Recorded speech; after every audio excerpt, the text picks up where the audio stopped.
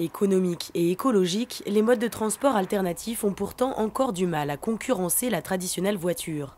Pour se motiver et sauter le pas, Jean-Pierre avait profité d'un défi lancé par la communauté d'agglomération de Saint-Quentin, 2 semaines sans ma voiture.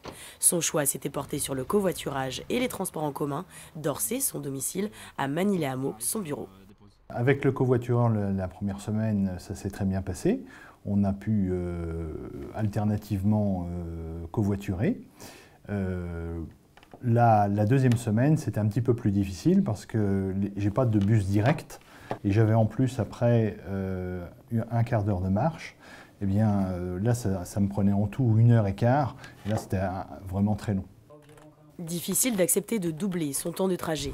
Céline, une autre participante, avait préféré le vélo électrique pour rejoindre Guyancourt dès l'Encourt. Elle avait profité d'une météo clémente. Je m'y suis tenue vraiment la première semaine. La deuxième semaine, j'ai fini par abandonner le vendredi parce que là, il fallait ramener les courses. Et la première semaine, c'est vrai que j'étais allée faire les courses à pied. Et la deuxième fois, je me suis dit non, cette fois, je prends la voiture. Un petit écart qu'elle a creusé aujourd'hui, Céline a repris la voiture car elle n'a plus accès au vélo électrique qui lui était prêté le temps du défi. Le pool de vélos qu'on a actuellement dans mon entreprise, en fait, on a le droit d'utiliser que pendant midi. Alors j'essaye de militer pour qu'on puisse les utiliser le soir pour rentrer chez nous. Ça a l'air d'être en bonne voie.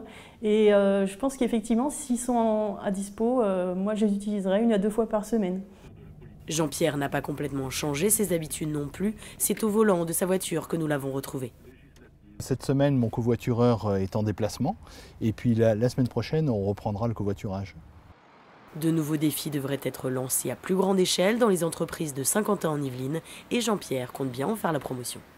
Même si parfois ça ne débouche pas toujours sur des changements d'habitude, mais au moins ça permet de tester d'autres systèmes et peut-être d'ouvrir ces nouveaux moyens de déplacement à plus de gens.